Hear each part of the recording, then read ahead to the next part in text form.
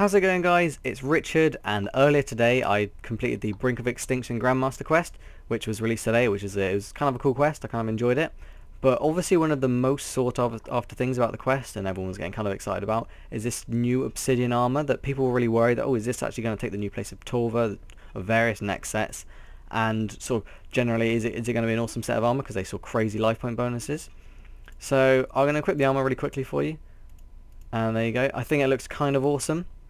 That it includes the shield and everything in the set. It takes quite a while to get hold of all the shards. You need 204 shards from the Fight Cauldron minigame, which took me about an hour, I'd say. You need that many shards, which will then make you enough bars to make all the items, including all 3 helms, but not doing both plate legs and plate skirts. I just did both because on the behind the scenes video it appeared like the plate skirt gave more life point bonus but less armor.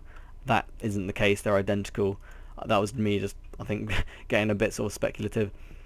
So that's kind of interesting. I think the armor looks kind of cool. Now let's get on into the stats. So straight off there, 6,000 life point bonus. That is crazy. That means if you equip it with other things that boost your life points, like you can get some capes that boost your life points and rings, I believe, then that could almost take you to 10k, and that is kind of a lot.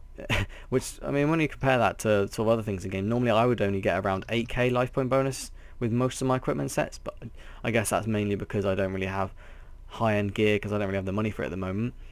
So that's kind of cool. 6,000 life point bonus and an armor rating of 760, which means that there's a total armor of 7,600, which is quite a lot, really, isn't it? But one major downside that I found out about this is that if you use this armor outside of the tokhaar area, so any form of PVM, any form of PvP that isn't in the tokhaar area, or the fight caves, fight pits, fight kiln, or the fight cauldron, way too many fights now, aren't there? Then it will actually triple the damage you receive, which is kind of harsh. I thought that they maybe would give you something like a 10% damage receiving extra. So kind of badly phrased, but yeah, you get what I mean, I guess. That it's kind of really punishing, so it's not really usable outside of any form of area that's not the tokhaar area. But one major advantage of this set, so let's say you're going for a Jad, you've got a Jad task, or you're trying to do the fight kiln to get your cape, which kind of looks cool with this set.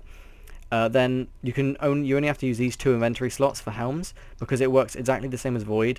It gives you a 10% accuracy bonus to that style. So at the moment I believe I'm wearing the Ranger helm. So as I'm wearing the Ranger helm, then it'll give me a 10% accuracy bonus for range, which is kind of useful because they seem to have really high defense in there, which will save you a lot of inventory slots for switching armor. So it's a lot nicer now, as you can just wear all the armor and just have your different weapons and your different helms in there. So that will make the fight caves a lot easier because you can just fill the rest of your inventory with food.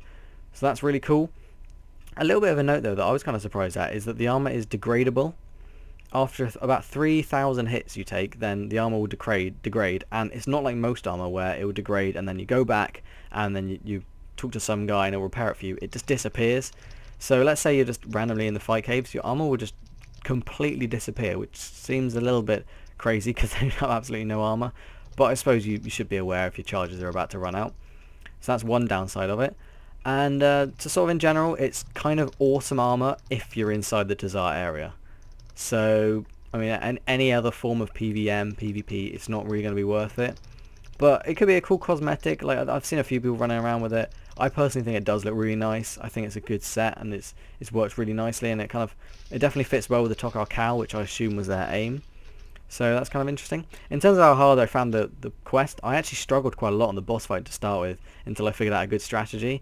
And I will actually be posting that strategy later, like how I went about dealing with the boss. And hopefully you'll find that useful if you're struggling with it. So that's the end of this little piece of information about the new Obsidian Armour, which personally I'm quite a fan of it. So thank you very much for watching, and I hope to see you in the next video.